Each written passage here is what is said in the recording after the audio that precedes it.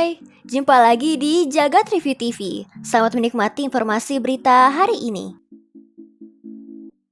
Google kabarnya bakal beralih dari Samsung ke TSMC buat bikin chipset Tensor full custom mereka. Chipset yang bakal didesain dari nol oleh Google itu dijadwalkan rilis pada 2025 untuk generasi Tensor G5. Tensor G5 tersebut nantinya akan diproduksi menggunakan fabrikasi 3 nanometer dari TSMC. Namun sebelum beralih ke TSMC, Google masih akan membuat chipset di Samsung setidaknya hingga 2024. Chipset yang dibuat di Samsung sendiri bisa dibilang masih semi-custom. Tak banyak modifikasi yang dilakukan Google dan sebagian besar masih berbasis Exynos Samsung. Hal itulah yang menyebabkan performa dan efisiensi chipset Tensor dinilai kurang. Pastinya ini kabar buruk buat bisnis foundry Samsung ya, terutama setelah mereka juga ditinggalkan Qualcomm yang kembali ke TSMC.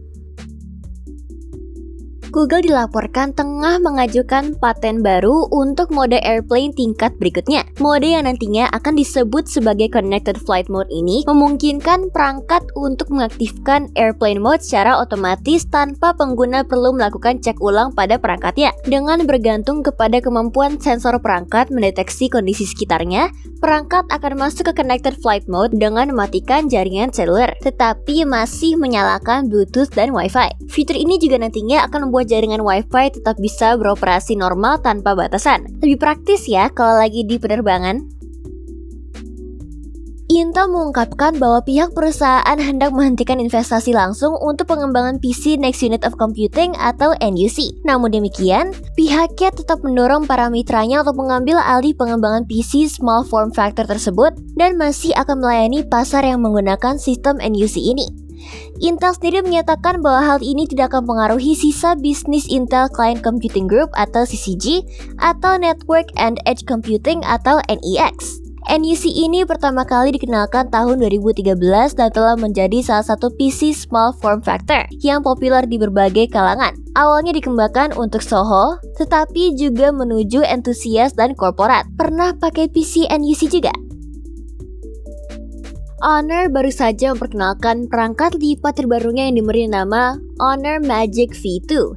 Perangkat lipat horizontal ini merupakan yang tertipis di pasar saat ini dengan ukuran di bawah 10 mm ketika dilipat. Tapi nampaknya pihak Honor sendiri belum tertarik untuk masuk ke pasar smartphone lipat jenis flip untuk sementara waktu. Alasannya adalah karena pihak perusahaan ingin memberikan sesuatu yang berbeda dan unik dibandingkan smartphone flip lainnya. Kemungkinan Honor untuk ikut berkompetisi di pasar smartphone flip masih ada. Hanya tinggal menunggu pihak perusahaan untuk bisa memaksimalkan desain dan spesifikasi yang dimilikinya agar tetap menarik untuk dibeli oleh masyarakat.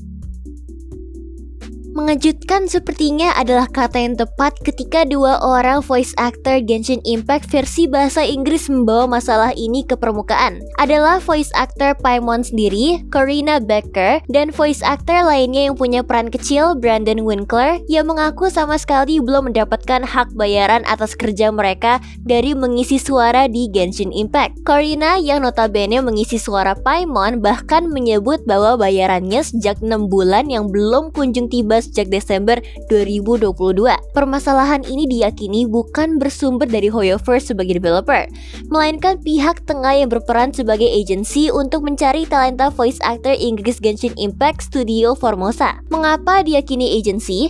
Karena respon dari Brandon Winkler sendiri yang mengaku tidak bermasalah dengan studio Rocket Sound, agensi yang membawa voice actor Inggris untuk Honkai Star Rail, game Hoyoverse yang lain. Jika masalah keterlambatan datang dari Hoyoverse dan perusahaan Cina ini yang bermasalah, seharusnya Honkai Star Rail juga mengalami masalah yang sama. Hoyoverse pun mengeluarkan pernyataan resmi mengenai hal ini. Mereka mengaku menyesal bahwa situasi seperti ini bisa terjadi. Hoyoverse menegaskan bahwa mereka selalu membayar studio rekam voice acting mereka tepat waktu dan meminta mereka untuk segera menyalurkannya untuk membayar talenta yang ada. Dengan pernyataan resmi ini, seperti jelas bahwa permasalahan pembayaran ini memang bersumber dari studio agency yang bertanggung jawab untuk para voice actor Inggris ini alih-alih Hoyoverse sendiri.